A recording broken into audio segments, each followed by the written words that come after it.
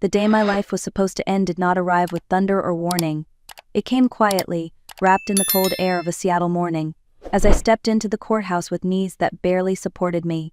My name is Marissa Cole, and on that day my husband Derek sued me for divorce. He demanded every asset we owned and full custody of our 7-year-old daughter Liana. According to him, I had failed as a wife and failed even more as a mother. I sat in that courtroom trying to keep my breath steady, while Derek and his high-powered attorney whispered to each other, as if they had already won. The judge reviewed a thick stack of documents, the same ones filled with accusations that barely resembled my real life. I felt myself shrinking into the wooden chair, certain that the next minutes would take everything that mattered to me. Then, just as the judge raised his gavel to deliver the ruling, a small voice broke through the heavy silence. "Your Honor, may I show you something my mommy does not know?" Every head turned at once. Standing at the doorway in her school uniform was Liana, my daughter, my little girl, who was not supposed to be anywhere near this courtroom. Derek shot up in panic, his face draining of color, as he barked at her to leave, but Liana did not look at him. She walked forward, holding a cracked tablet close to her chest, and lifted her eyes to the judge with a quiet, steady courage. That single moment began to unravel everything. Long before the courtroom and the accusations, my life seemed simple from the outside. I was a stay-at-home mother in a quiet neighborhood outside Seattle. People who passed our house would probably describe us as a picture-perfect family, but inside those walls the warmth had been fading for a long time. Every morning I woke before sunrise, moving through the kitchen like a ghost. The smell of detergent mixed with the steam from oatmeal on the stove. I tried to keep everything silent, as if silence could prevent another cold look from Derek. He used to be charming, thoughtful, and proud of the life we were building.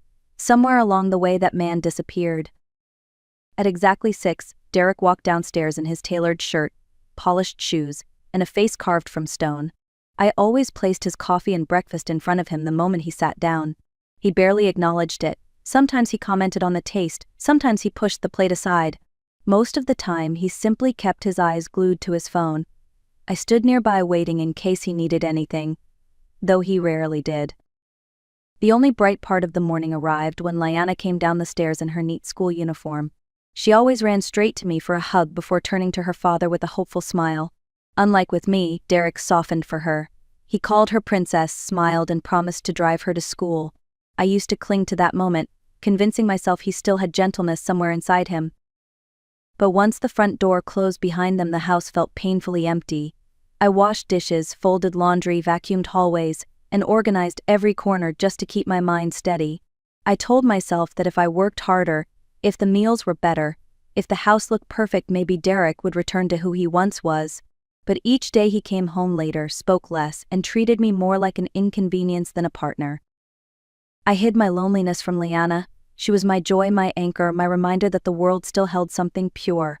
Every afternoon when I picked her up from school, she rushed into my arms, bubbling with stories about class projects and playground adventures. I held her hand tightly on the walk home, pretending everything was normal. But deep down I knew something was shifting. Derek's distance was no longer just exhaustion or stress. It felt intentional, like he was preparing for something I could not yet see, and I was right. It was a Thursday afternoon when the first crack in my world finally split open. Liana and I had just returned from school. She kicked off her shoes and ran to her room to change while I knelt to untie her backpack, smiling at the little drawings she tucked inside. The house felt peaceful for a rare moment, the kind of ordinary peace I used to pray for. Then a sharp knock echoed from the front door. When I opened it, a courier in a navy jacket stood on the porch holding a large brown envelope. He read my name, handed it to me, and walked away before I could even ask who sent it. I stared at the envelope. No return address, no explanation, just the logo of a law firm printed in the corner. A chill crept up my spine. I sat on the couch and slid my thumb under the seal. The thick stack of papers spilled into my lap. The very first line made my heart stop. Petition for dissolution of marriage. My hands shook uncontrollably. I blinked, hoping I had read it wrong, but the words stayed the same. Derek Cole, plaintiff. Marissa Cole, defendant. The accusations were written in cold, clinical language that did not sound like my life. Failure to fulfill marital duties. Emotionally unstable. Unfit parent. Financially irresponsible. Unsafe environment for the minor child, Liana Cole. My mouth went dry. I kept reading, feeling the floor disappear from beneath me. Derek was demanding full custody. He wanted complete control of every asset we had, including our home. According to the documents, I deserved nothing. I pressed a hand to my chest, trying to breathe. Why would he do this? Why now? Why like this? The front door opened behind me. Derek stepped inside earlier than usual. His eyes flicked from the papers scattered across the rug to my tear-streaked face. There was no surprise in his expression, no confusion, no regret. Just a calm, practiced indifference. He spoke as if discussing the weather. "It is exactly what you think it is, Marissa." My voice cracked as I whispered the only question I could form. Why? He loosened his tie, looked down at me, and answered without hesitation.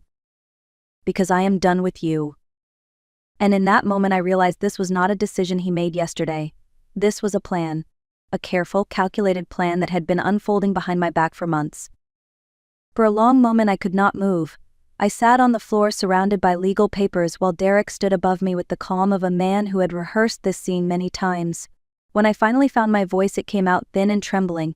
"Derek, how could you do this? What did I ever do to deserve this?" He did not flinch. He did not kneel to meet my eyes. He simply removed his watch, placed it on the entry table, and replied with a tone so cold, I barely recognized him. "You have failed, Marissa. Failed as a wife. Failed as a partner. And worst of all, failed as a mother." The words sliced straight through me. I felt heat rush to my face. That is not true. I take care of this house. I take care of Liana. I have given everything to this family. Derek let out a low, humorless laugh. "Taking care of the house does not make you a good wife. And as far as Liana goes, she needs someone stable, someone competent, not a woman who cries at every little thing." He crouched slightly so his face was closer to mine and lowered his voice to a venomous whisper. "My attorney has gathered everything we need. You will walk away with nothing, and Liana will be with me." I shook my head in disbelief. "You cannot take her from me. You cannot do that." A sharp smile crossed his face. "Oh, I can, and I will. In fact, my lawyer says even your own daughter will testify about your instability." The room spun. My heart pounded so loudly I could hear it in my ears. Liana, my sweet, gentle girl. What had he told her? What lies had he planted in her mind? Derek straightened his shirt, smoothed his sleeves, and walked toward the guest room as if the conversation had bored him. "Get some rest," he said flatly. "Tomorrow will be a long day." He closed the door behind him, leaving me on the floor, shaking, trying to comprehend the cruelty of the man I had once loved. I barely slept that night. I sat beside Liana's bed until dawn, watching her breathe, brushing strands of hair from her forehead, wondering how Derek could twist something so innocent and pure into a weapon. When morning came, he acted as if nothing had happened. He prepared Liana's uniform, tied her shoes, and drove her to school without looking in my direction. The normal routine felt like a cruel performance meant to push me further into doubt. As soon as their car pulled away, I rushed to my phone with trembling hands. I needed a lawyer. Someone. Anyone. I searched online hoping for answers, but every consultation fee made my chest tighten. I had given up my job when Derek insisted I stay home with Liana. All my savings had slowly gone into groceries, school fees, and household needs. I had no private account to fall back on. Then I remembered our joint account. It was supposed to be our safety net. I opened the banking app and typed the password. When the screen loaded, the digits stared back at me like a slap. Balance, $0. I refreshed it again, and again, still zero. My fingers went cold. I opened the transaction history, and a series of withdrawals and transfers filled the screen. For months, Derek had been draining the account piece by piece until nothing remained. The last transfer had happened 3 days earlier.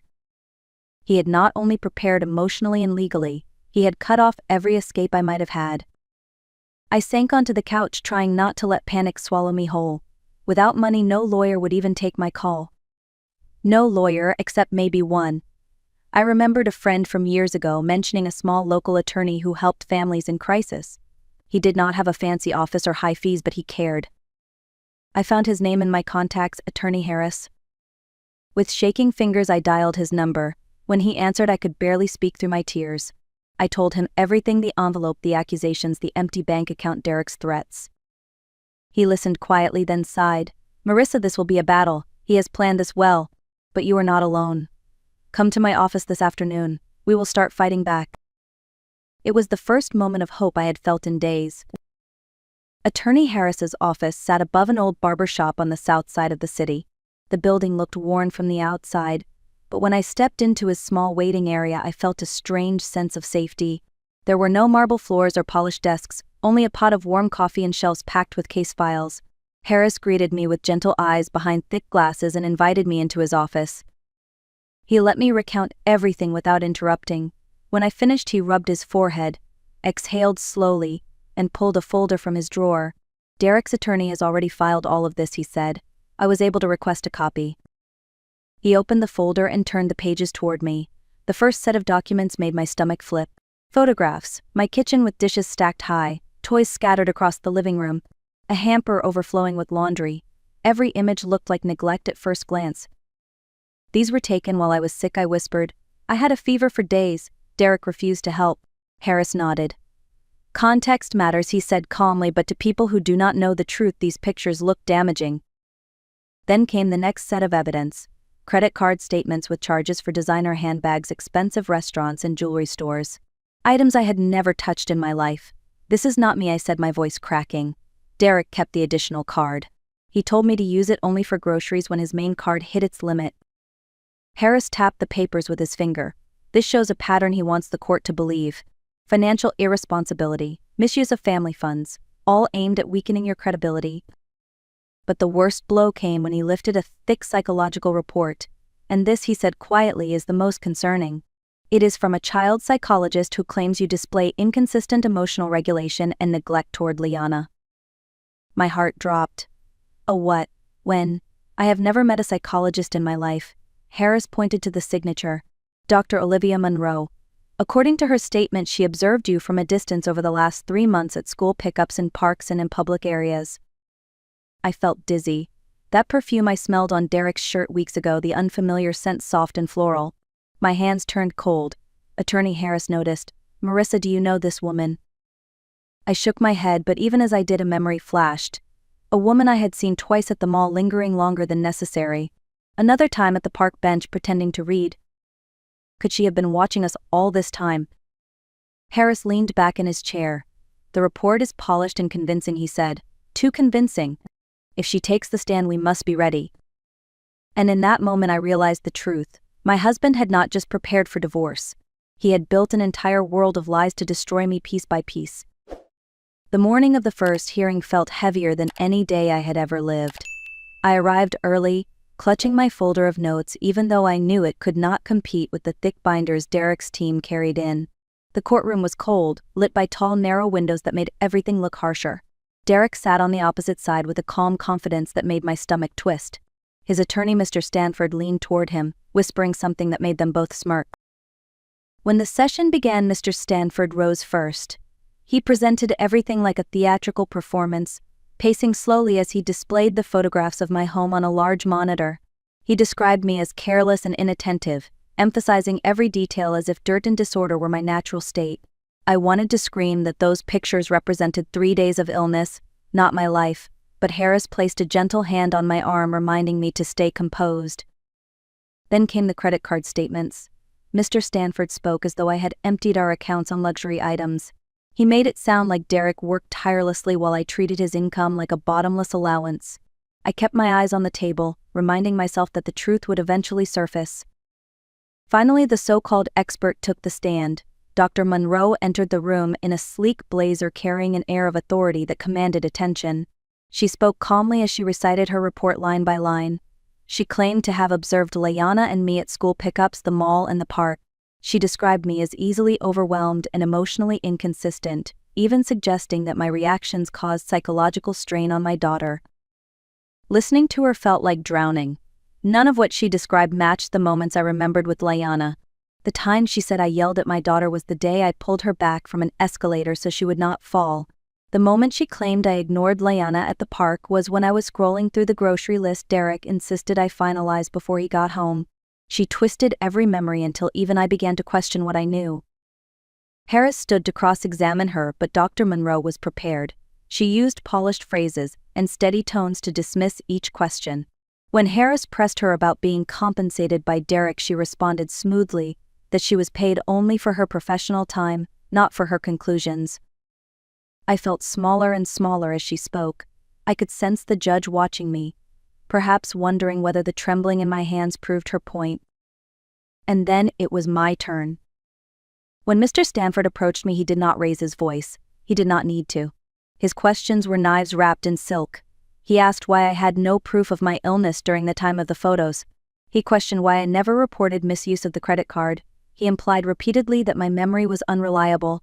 With each question, my chest tightened. Then he delivered the blow he had been waiting for. He held up a picture of me crying in our bedroom, taken without my knowledge. "Is this you, Miss Cole? Is this the stable mother you claim to be?" I recognized the moment instantly. It was the night Derek told me I was worthless, and now he was using my pain as evidence. My voice cracked. "You do not understand." He provoked me. He wanted me to break. And with that I did break. Tears spilled. My breathing quickened. The room blurred. Mr. Stanford stepped aside with a satisfied smile. Exactly as they planned. I barely recognized myself when I left the courtroom that afternoon. My legs felt weak, my head heavy, and every breath scraped against my ribs. The image the court had seen was exactly what Derek wanted them to believe: an unstable woman cracking under the slightest pressure. Mr. Stanford did not even need to say it out loud. My tears had delivered the message for him. That night I moved through the house like a shadow. Derek stayed in the guest room with the door locked, likely celebrating his victory in silence. I did not have the strength to confront him again. Instead, I found myself standing in the doorway of Liana's bedroom watching her sleep. The soft glow of her night light warmed the room. Her small hands were tucked under her pillow, her breathing slow and steady. I sat beside her and brushed my thumb across her cheek, trying not to cry again. I whispered apologies she could not hear. I told her I would fight no matter how hopeless it felt. She stirred gently, leaning her head toward me the way she did when she was a toddler. Then I noticed something unusual. A corner of her old cracked tablet peeked out from underneath her pillow. The device was outdated, slow, and barely held a charge. Derek had bought her a newer one weeks earlier. I could not understand why she still carried this old one everywhere, but I was too exhausted to think deeper. I kissed her forehead and whispered goodnight. At that moment I believed the next day would decide the rest of our lives, and I feared I already knew the ending. The next morning the courthouse felt colder than before, as if the walls themselves knew what was coming. I sat beside Attorney Harris with my hands clasped so tightly my knuckles turned white. Derek and Mr. Stanford walked in looking composed, confident, almost victorious. They believed the case was already sealed. The judge entered and called the room to order. His expression was firm, unreadable. He reviewed his notes one final time and then lifted his gavel. This court is prepared to deliver its ruling regarding custody and the division of assets. My heart pounded so hard I thought I might faint. Harris whispered for me to breathe, but the air felt stuck in my throat. Derek leaned back in his chair, lips curled in a quiet smile. He was seconds away from winning everything. Then it happened. Ah! A small voice cut through the courtroom like a crack of lightning. "Your Honor, may I show you something, please?" The judge froze. Everyone turned. At the back of the room, standing just inside the door, was Liana. Her school uniform was slightly wrinkled, her backpack still slung over one shoulder, and her cracked old tablet clutched tightly in her hands. My breath caught. "Liana, sweetheart, what are you doing here?" Before I could stand, Derek shot up from his seat, panic flashing across his face. "Liana, go outside right now. This is not for children. Do you hear me? Go." But Liana did not move toward him. She did not even look at him. Instead, she walked straight down the center aisle, head held high, her small shoes tapping softly against the marble floor. She stopped in front of the judge and lifted the tablet with both hands. Her voice trembled, but her courage never wavered. "Your Honor, I have something important. Something my mommy doesn't know about, but I think you should see it." The judge leaned forward, eyes narrowing with curiosity. "Bring it here, young lady," he said gently. And in that moment the entire courtroom shifted. Every lie Derek had built, every trap he had set, every cruel word he had spoken was about to unravel in the hands of a 7-year-old girl. The clerk approached Liana carefully, helping her connect the cracked tablet to the courtroom monitor. The large screen flickered from black to blue and then to a paused video thumbnail. I felt my heart beat in my ears. I had no idea what my daughter was about to show. I only knew Derek's face had drained of all color. "Your Honor, I want to play this," Liana said softly. The judge nodded. Go ahead. She pressed play. The video opened with a shaky angle from behind a large houseplant in our living room. I recognized the furniture instantly. The timestamp showed it had been recorded late in the evening a few weeks earlier. Then two people walked into the frame. Derek and a woman. Not just any woman. Dr. Monroe. But instead of her polished blazer and calm professional demeanor, she was in casual loungewear, her hair loose around her shoulders. Derek slipped his arms around her waist from behind and kissed her neck. Gasps filled the courtroom. I froze, unable to breathe. The mint-scented perfume I had smelled on Derek's shirt suddenly made horrifying sense. On the screen, Monroe laughed softly. Derek, are you sure your plan will work? Your wife is so slow she might not notice, but still this is risky. Derek chuckled a cruel sound. Of course it will work. I have been preparing for months. All the money has already been moved to your account. She is too trusting to notice. And once the judgment comes tomorrow, everything she has will be gone. My stomach twisted. Our savings, our safety net, gone. Monroe climbed onto Derek's lap. And what about Liana? She seems attached to her mother. Derek waved a dismissive hand. Liana is easy. I buy her something new and she forgets. Tomorrow I will get full custody, and after that we will sell this place and leave the country. You will be her new mom, a better one, prettier one. My eyes filled with tears. Hearing him speak about our daughter like she was a piece of luggage broke something inside me. The video continued. Monroe bit her lip anxiously. And my testimony, are you sure it will work? Derek smirked. I got the perfect recording last week. I pushed her until she cried and I took a photo. At the hearing tomorrow she will break again. The judge will see she is unstable. They will believe you. Everyone always believes the expert. The courtroom erupted in whispers. Mr. Stanford stared at the screen in horror, realizing he had unknowingly built a case on lies. Monroe covered her face with trembling hands. Derek lunged forward, trying to grab the tablet, but officers restrained him instantly. Turn it off, he shouted wildly. That video is fake. She doctored it. But it was too late. The truth was already burning through the room. The judge slammed his gavel once hard enough to echo. Silence, he commanded. Play the rest. The final seconds showed Derek and Monroe clinking wine glasses together, bragging about the new life they would start once I was pushed out completely. Then the screen went black. A heavy stillness settled over the courtroom. No one breathed. No one moved. The judge slowly removed his glasses and looked at Derek with a fury I had never seen on a bench before. Everything had changed in less than 3 minutes. What followed felt like watching a dam burst. The judge straightened in his chair, his jaw tight, his eyes burning with controlled anger. Mr. Cole, he said slowly, do you wish to claim this video is fabricated, even after we have heard your voice confessing to every accusation presented in this court? Derek opened his mouth, but no words came. His shoulders sagged as if the weight of his own lies had finally crushed him. Beside him, Dr. Monroe trembled, mascara streaking down her face. Mr. Stanford kept staring ahead, stunned into silence. The judge turned to me. Mrs. Cole, please stand. My legs wobbled as I rose. I felt Liana's small hand slip into mine, steady and warm. After reviewing the original petition, the fabricated evidence, the expert perjury, and this new irrefutable recording, the judge said this court finds you were the victim of a calculated scheme.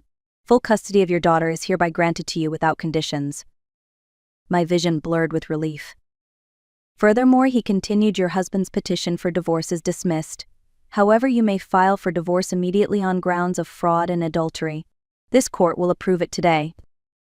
He paused, then delivered the final blow. All assets under Mr. Derek Cole and Dr. Olivia Monroe are ordered frozen pending criminal investigation. Officers take them into custody for fraud, perjury, tampering with evidence, and endangerment. Gasp echoed as Derek and Monroe were handcuffed. And just like that, the battle I thought I had lost turned completely in my favor. In the weeks that followed the courtroom upheaval, my life shifted in ways I could never have predicted. The chaos settled slowly, like dust after a storm. Derek and Dr. Monroe faced charges that moved forward quickly thanks to the evidence Liana had uncovered. News of the case spread through our community and strangers reached out with sympathy, shocked that a scheme so calculated had nearly succeeded. Attorney Harris handled every detail with steady patience. By court order, the money Derek had moved was traced and returned. Our home became legally mine, along with everything inside it. But walking through those rooms felt like stepping into a museum of old pain. Every hallway carried echoes of arguments, accusations, and isolation. So with Harris's guidance, I sold the house and used the funds to start fresh.